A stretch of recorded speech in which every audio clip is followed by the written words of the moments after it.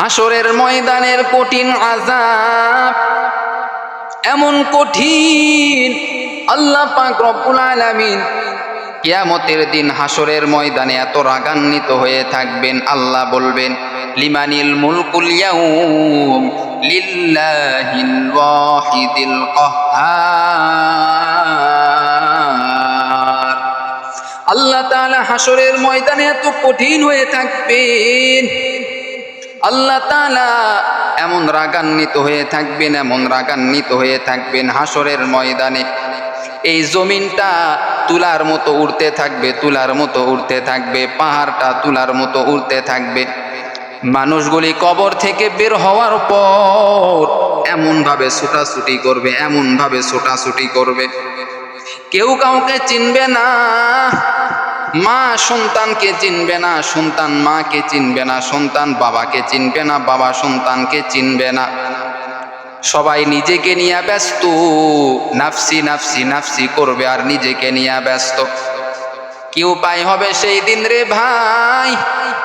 আজকে দুনিয়াতে তুমি কত কিছুই না করলা, 10 তলা বিল্ডিং করেছো তুমি, 20 তলা বিল্ডিং করেছো, 100 তলা তুমি বিল্ডিং করেছো, সব ভেঙে চুরমার হয়ে যাবে, সব তোমার বিল্ডিং চুরমার হয়ে যাবে, মার্কেট চুরমার হয়ে যাবে। সব মানুষ হাসরের ময়দানে এমন ভাবে দৌড়াইতে থাকবে, কারো কোনো পরিচয় কেউ দিবে না। করে নবীর আশিক উম্মতের দল, কিয়ামতের দিন সূর্যটা তোমার আমার মাথার উপরে চলে আসবে, সূর্যটা। এরপরে আল্লাহ পাক রব্বুল আলামিন বলবেন ফেরেশতাদেরকে, ও ফেরেশতা, যেই সমস্ত বান্দা বান্দিরা দুনিয়ার বুকে আমল করে নাই, শুধু নাফরমানি করেছে, তাদেরকে ধরো, তাদের পায়েতে শিকল লাগাও, তাদের পায়ের মধ্যে শিকল লাগাও, শিকল লাগায়া তাদেরকে টানতে থাকো, টানতে থাকো।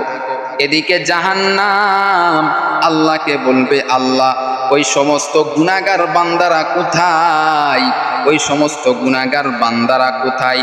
আমি জাহান্নাম বড় ক্ষুধার্ত রয়েছি, আমি জাহান্নামের আজকে বড় ক্ষুধা, আমি জাহান্নামের ক্ষুধা। ও আল্লাহ তাড়াতাড়ি ওই গুনাহগারদেরকে আমি জাহান্নামের পেটের মধ্যে দাও। ও আল্লাহ, আমি জাহান্নাম ক্ষুধার যন্ত্রণায় আর সহ্য করতে পারি না। জাহান্নামের মধ্যে গুনাহগারদেরকে দেওয়া হবে। জাহান্নাম যখন গুনাহগারদেরকে জাহান্নামের মধ্যে যখন ঢুকানো হবে, জাহান্নামের আগুনের তাপ গুনাহগারের আর সহ্য করতে পারবে না, পুড়ে ছাই হয়ে যাবে, ছাই হয়ে যাবে। আল্লাহ তাআলা আবার সৃষ্টি করবেন, এইভাবে জাহান্নামে আবার তাকে দেওয়া হবে, আবার তাকে সৃষ্টি করা হবে। জাহান্নামের কঠিন আযাব, জাহান্নামের কঠিন আযাব। এদিকে জাহান্নাম আল্লাহর কাছে বলবে, আল্লাহ এই গুনাহগারেরা দুনিয়ার বুকে শুধু নাফরমানি করেছে, মানুষের অন্যায় করেছে, নিজেকে বড় মনে করিয়া চলেছে। আল্লাহ তাআলাও ওই দিন রাগান্বিত হয়ে থাকবেন। আল্লাহ বলবেন, দুনিয়াতে যারা বাহাদুর ছিলা, অন্যায় করেছো, মানুষের অন্যায় করেছো, আজকে তারা কোথায়? আজকে তারা তাড়াতাড়ি আমি আল্লাহর কাছে আসো, আমি আল্লাহ আজকে এমন বিচার করব, এমন বিচার করব, এমন বিচার করব, আজকে আমি আল্লাহ কঠিন বিচার করব, এক বিন্দু মাত্র কোনো ফাঁকা রাখবো না। যে ব্যক্তি দুনিয়ার বুকে গুনাহ করেছে, গুনাহ করেছে, গুনাহ করিয়া নিজের জীবনটা নষ্ট করেছে, একটা গুনাহও বাদ দেওয়া হবে না, সব কিছু ধরা হবে। আবার যারা দুনিয়ার বুকে নেক আমল করেছে, তাদেরও সব নেক আমল বলা হবে, ধরা হবে। এরকম ভাবে আল্লাহ তাআলা গুনাহগারদেরকে বাম হাতে আমলনামা দিবেন, আর যারা নেককার তাদেরকে আল্লাহ তাআলা ডান হাতে আমলনামা দিবেন। নেককাররা ডান হাতে আমলনামা পাওয়ার পরে বড় আনন্দিত, বড় খুশি হয়ে যাবে, এত খুশি হয়ে যাবে যেই খুশিটা দুনিয়ার কোনো খুশির মতো নয়। সেই আনন্দ দুনিয়ার কোনো আনন্দর মতো নয়। এরপরে এই আমলওয়ালা এই ব্যক্তি এই ডান হাতে আমলনামা পাওয়ার পরে বড় আনন্দ, বড় খুশি। যেমন সন্তানেরা যখন বর্তমানে আমরা দেখতে পাই, যখন কোনো সন্তান যখন পরীক্ষায় পাশ করে A+ পাই, তখন দেখবেন কত আনন্দ। রেজাল্টটা নিয়ে মা বাবার কাছে বড় আনন্দ করতে চলে আসে, বলে মা দেখো আমি রেজাল্ট ভালো করেছি, বাবা দেখো রেজাল্ট ভালো করেছি।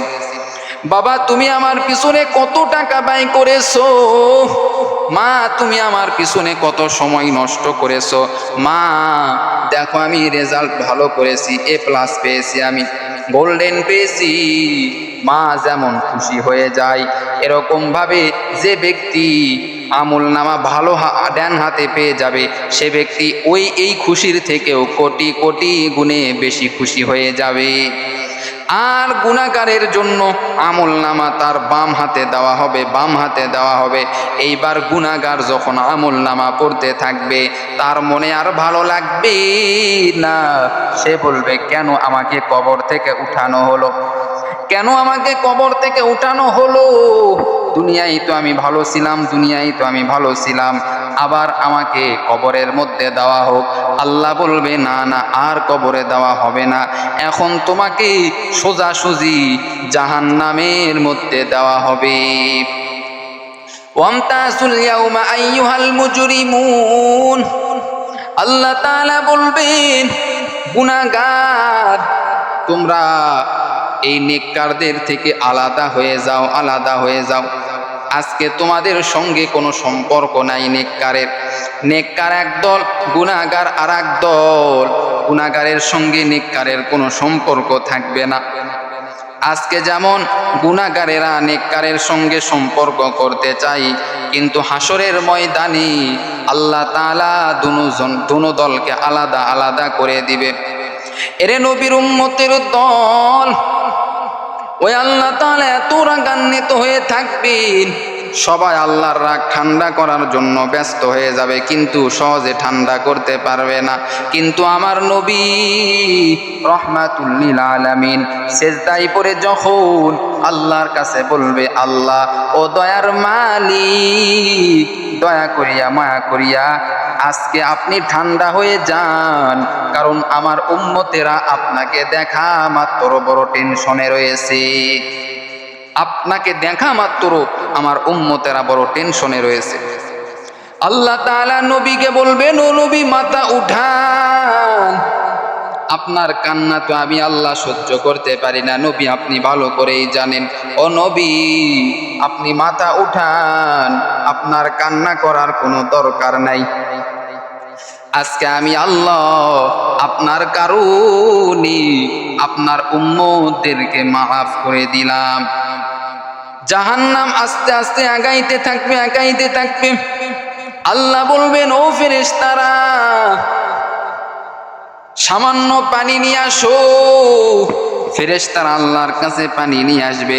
আল্লাহ তাআলা এবার পানিটা নিয়ে জাহান্নামের গায়ে যখন ছিটায় দিবে, ছিটায় দেওয়ার পর জাহান্নাম দৌড়াইতে থাকবে। এবার আল্লাহ রসুল বলবেন, ও আল্লাহ এই পানিটা কিসের পানি আপনি একটু বলেন রে মালিক। আল্লাহ তাআলা বলবেন, ও নবী এই পানি কোনো দুনিয়ার কোনো পানি নয়, এই পানি সাগরের কোনো পানি নয়, পুকুরের কোনো পানি নয়, নদীর কোনো পানি নয়, জমজম কূপের পানি নয়। এই পানি এমন পানি, যেই পানি হলো বান্দার চোখের পানি। বান্দা যে আমি আল্লাহর ভয়ে কান্নাকাটি করেছে, আমি আল্লাহ বান্দার উপর এত খুশি, কান্না করার কারণে আমি আল্লাহ এই কান্নার পানিগুলি আমি আল্লাহ জমা করে রেখেছি। তার অল্প কিছু পানি জাহান্নামের মধ্যে আমি ছিটায়া দিয়েছি, যার কারণে জাহান্নাম শত শত লক্ষ লক্ষ কোটি কোটি মাইল দূরে সরে যাইতেছে। এজন্য বাবা বেশি বেশি কান্নাকাটি করতে হবে। আল্লাহ তাআলা বলেন ফালিয়াজহাকু কলিলান ওয়ালইয়াবকু কাসীরা, বান্দা কম হাসো, বেশি বেশি কান্না করো। কারণ দুনিয়ার ঘরে আগুন লাগলে যেমন পানি ছাড়া ঠান্ডা করা যাবে না, দুনিয়ার ঘরে আগুন লাগলে যেমন পানি ছাড়া ঠান্ডা করা যাবে না, দুনিয়ার ঘরে আগুন লাগলে পুকুরের পানি দিয়াও ঠান্ডা করা যায়, দুনিয়ার ঘরে আগুন লাগলে সমুদ্রের পানি দিয়াও ঠান্ডা করা যায়, দুনিয়ার ঘরে আগুন লাগলে যে কোনো পানি দিয়া ঠান্ডা করা যায়। কিন্তু কবরের মধ্যে হাসরের ময়দানে যদি আগুন লেগে যায় তোমার শরীরে, এই আগুনটা নিভানোর জন্য বান্দা দুনিয়ার সাধারণ কোনো পানি দিয়া কাজ হবে না, দুনিয়ার পুকুরের পানি দিয়া কাজ হবে না, সমুদ্রের পানি দিয়া কাজ হবে না, নদীর পানি দিয়া কাজ হবে না, পুকুরের পানি দিয়া কাজ হবে না, টিউবওয়েলের পানি দিয়া কাজ হবে না। এই আগুনটা নিভানোর জন্য বান্দা লাগবে হলো তোমার চোখের পানি। আজকে আমরা কান্না করতেই চাই না, বছরের পর বছর চলে যাইতেছে, একবারও অনেকে কান্না করে না। অন্তরটা পাথরের মতো শক্ত, অথচ আল্লাহর সৃষ্টি পাথরও কান্না করে। এখন বলতে পারেন হুজুর পাথর কেমনে কান্না করে? বলে হ্যাঁ, পাথরও কান্না করে। আল্লাহর নবী হযরতে মূসা আলাইহিস সালাম, হযরতে মূসা আলাইহিস সালাম বড় একজন পয়গম্বর। এই মূসা আলাইহিস সালাম একদিন রাস্তা দিয়া যাইতেছেন, পাহাড়ের পাশ দিয়া যাইতেছেন, দেখে একটা পাথর এমন ভাবে কান্না করতেছে, কান্না করতেছে, পাথর এমন ভাবে কান্না করতেছে, শুধু পানি আর পানি। পাথরের কান্নার আওয়াজ শোনা যাইতেছে। হযরতে মূসা আলাইহিস সালাম পাথরকে বললেন, রে পাথর, কেন তুমি কাঁদো, কেন তুমি কাঁদো, কি হয়েছে তোমার? পাথর বলতেছি, আমি শুনেছি আমি পাথরকে জাহান্নামের মধ্যে দেওয়া হবে, জাহান্নামকে জ্বালানো হবে, জাহান্নামের আগুনকে আমি পাথর দিয়া জ্বালানো হবে, এই ভয়ে আমি কান্না করতেছি, আমি পাথর এই ভয়ে কান্না করতেছি। পাথর এইবার বলে, ও পয়গম্বর মূসা, আপনি যেহেতু আল্লাহর সঙ্গে কথা বলার জন্য যাইতেছেন, তবে আপনার কাছে আমার একটি কথা। ও পয়গম্বর মূসা আলাইহিস সালাম, যেহেতু আপনি আল্লাহর কাছে যাইতেছেন, অতএব আপনি একটু বলবেন আল্লাহ যেন আমি পাথরকে মাফ করে দেয়। মূসা নবী বলতেছেন, ঠিক আছে, তুমি যেহেতু বললা, তুমি পাথরের জন্য আমি আল্লাহর কাছে বলবো। সুবহানাল্লাহ। পয়গম্বর মূসা আলাইহিস সালাম এবার আল্লাহর সঙ্গে কথা বলার জন্য চলে গেলেন। পয়গম্বর মূসা আলাইহিস সালাম আল্লাহর সঙ্গে কথা বলা যখন শেষ হয়ে গেল, এইবার মূসার আর মনে নাই, পাথরের কথার মনে নাই। এইবার আল্লাহ তাআলা নিজেই মনে করে দিলেন, এরে মূসা, ওই পাথর তোমাকে কি বলেছিল, তোমার কি মনে আছে? বলে না আল্লাহ, আমার তো মনে নাই। এবার আল্লাহ তাআলা বললেন, রে মূসা, মনে করো। মূসা নবীর এইবার মনে পড়ে গেল, পাথর আপনার কাছ থেকে ক্ষমা চাইছে। আল্লাহ তাআলা বললেন, রে মূসা, তুমি ওই পাথরকে জানায়া দাও আমি আল্লাহ পাথরকে মাফ করে দিলাম। মূসা নবী এইবার আল্লাহর সঙ্গে কথা বলার পর এইবার আবার পাথরের সঙ্গে মুলাকাত করলেন। পাথরের সঙ্গে মুলাকাত করার পরে পাথরকে বললেন, রে পাথর, আমি আল্লাহর সঙ্গে কথা বলেছি, আল্লাহ তাআলা তোমাকে ক্ষমা করে দিয়েছে, মাফ করে দিয়েছে। পাথর এইবার বলল, ঠিক আছে, আমি তো বড় খুশি হয়ে গেলাম। তারপরেও পাথরের কান্না, তারপরেও পাথরের কান্না। মূসা বলতেছেন, পাথরে, আল্লাহ তো তোমাকে ক্ষমা করে দিয়েছে, তারপরেও কেন কাঁদো? এইবার পাথর বলি, আমি পাথর কান্না করি একমাত্র আল্লাহর ভয়ে, আমি পাথর কান্না করি, আল্লাহর ভয়ে আমি পাথর কান্না করতেছি। আমার ভয় শুধু আমার মালিক আল্লাহ, আমার মালিক আল্লাহর ভয় আমার অন্তরের মধ্যে। এরে নবীর আশিক উম্মতের দল, ওই পাথরের অন্তরে আল্লাহর ভয়, ওই পাথরটাও আল্লাহর জিকির করে, সর্বদা তাসবিহ পাঠ করে, সুবহানাল্লাহ, আলহামদুলিল্লাহ, লা ইলাহা ইল্লাল্লাহু আল্লাহু আকবার। কিন্তু তুমি আমি মুসলমান, তোমার আমার পরিচয় মুসলমান, তুমি নবীর উম্মত, আমিও নবীর উম্মত, কিন্তু তুমি আমি একবারও আল্লাহর নামের জিকির তুমি আমি করি না, একবারও তুমি আমি আল্লাহর নামের জিকির করি না।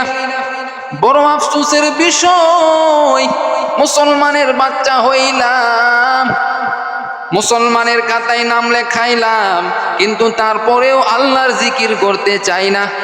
ফায়সা কথা বলতে আমাদের ভালো লাগে, গীবত করতে আমাদের ভালো লাগে, শেকায়েত করতে আমাদের ভালো লাগে, কিন্তু আল্লাহর নামের তাসবিহ, আল্লাহর নামের জিকির করতে আমাদের ভালো লাগে না। সমাজের মধ্যে এমন মানুষ আছে না নাই? অবশ্যই আছে, অবশ্যই আছে। যখন বিকাল বেলা হয়ে যায়, চা হোস্টেলে চলে যায়, যাওয়ার পরে গীবত শুরু করে দেয়, গীবত শুরু করে দেয়, এমন গীবত করা শুরু করে, এমন গীবত করা শুরু করে, গীবত করলেও মজা পায়, মজা পায়। ওরে বাবা, এই মজা তো আসল মজা নয়, মৃত্যুর পরে আবার তোমার উল্টা মজা শুরু হয়ে যাবে, মৃত্যুর পরে আবার কঠিন আযাব শুরু হয়ে যাবে। আল গীবাতু আশাদ্দু মিনাজ জিনা, গীবত হলো জেনার থেকেও বড় গুনাহ, জেনার থেকেও বড় গুনাহ, অথচ এই গীবতটাকে আমরা কিচ্ছুই মনে করি না। আছে না নাই? এই গীবতটাকে আমরা কিচ্ছুই মনে করি না, মনে করতেছি এটা তেমন কোনো ব্যাপার নয়, আনন্দ লাগে মনের মধ্যে, কিন্তু এই আনন্দ তো আর বেশি দিন থাকবে না। এই গীবত করতে করতে করতে করতে অন্তরটা পচে গেল, গীবত করতে করতে অন্তরটা পাথরের মতো শক্ত হয়ে গেল, এজন্য চোখের মধ্যে পানি আসে না, চোখের মধ্যে পানি আসে না। যার অন্তরটা পাথরের মতো শক্ত, তার অন্তরের মধ্যে কোনোদিন পানি আসবে না, চোখে পানি আসবে না, কারণ অন্তরটা পাথরের মতো শক্ত হয়ে গেছে। আল্লাহ রসুলকে প্রশ্ন করা হলো, ইয়া রাসূলুল্লাহ, ইয়া হাবিবাল্লাহ, অন্তরটা পাথরের মতো শক্ত হইলে কি করব? অর্থাৎ চোখে যদি পানি না আসে কি করব? মায়ার নবী রহমাতুল লিল আলামিন সাহাবাই কিরামদেরকে বলেন, ও সাহাবাই কিরামরা, অন্তরটা যদি পাথরের মতো যদি শক্ত হয়, চোখে যদি তোমার পানি না আসে, তাহলে তোমরা বেশি বেশি আল্লাহর নামের জিকির করো। ফাযকুরুনি আযকুরুকুম ওয়াশকুরুনি ওয়ালা তাকফুরুন। জিকির হাক্কা মুতগিজাই রূহেরা, মুরহামা মুদই দিলে মাজরুহেরা, दिल जो खाली याद हक़ से आई जवाब, खाना ए शैतो है यो दिल बेगुमा।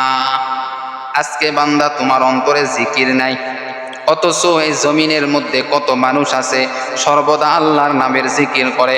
শুধু মানুষই কি আল্লাহর নামে জিকির করে? বলে না না, পশু পাখিরাও আল্লাহর নামে জিকির করে। ওই যে দেখো পাখি, ওই পাখিরাও সর্বদা আল্লাহর নামের জিকির করে, গাছের পাতাও আল্লাহর নামের জিকির করে, সমুদ্রের মাছও আল্লাহর নামের জিকির করে, বনের পশু পাখিও আল্লাহর নামের জিকির করে, সকলে আল্লাহর নামে জিকির করে, তাসবিহ পাঠ করে, কারণ তাদের অন্তরের মধ্যে আল্লাহর ভালোবাসা মহব্বত রয়েছে।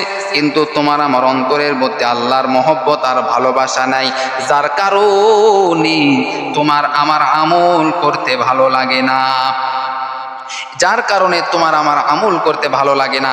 আল্লাহর জিকির যে যত বেশি করবে, অন্তর তত পরিষ্কার হয়ে যাবে এবং আল্লাহর মহব্বত সে তত পেয়ে যাবে। এজন্য অনুরোধ করে বলবো, আল্লাহর জিকির বেশি বেশি করেন, তাসবিহ বেশি বেশি পাঠ করেন, বিভিন্ন তাসবিহ রয়েছে, এগুলি আপনারা বেশি বেশি আমল করেন। 5 ওয়াক্ত নামাজের পরে আয়াতুল কুরসি পাঠ করবেন একবার করে, এরপরে হাসরের শেষ 3 আয়াত, আবার সকালে উঠিয়া বান্দা সূরা ইয়াসিন পাঠ করবেন। এরকম ভাবে মাগরিবের নামাজের পর মাগরিবের নামাজের পর সূরা ওয়াকিয়া পাঠ করবেন, আবার এশার নামাজের পরে সূরা মুলুক পাঠ করবেন। যে বান্দা এশার নামাজের পরে সূরা মুলুক পাঠ করবে, বান্দার মৃত্যু হতে দেরি কিন্তু কবরের শাস্তি তার কোনোদিন হবে না। সূরা মুলুকের এত ফজিলত, বলে যে বান্দা সূরা মুলুক পাঠ করবে তার কবরের মধ্যে কোনোদিন শাস্তি হবে না।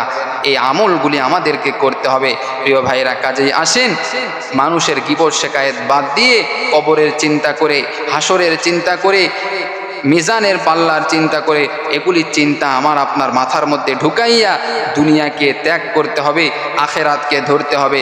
আল্লাহ আমাদের সকলকে এই কথাগুলি বুঝে আমল করার তৌফিক দান করুক। সকলেই বলি আমিন।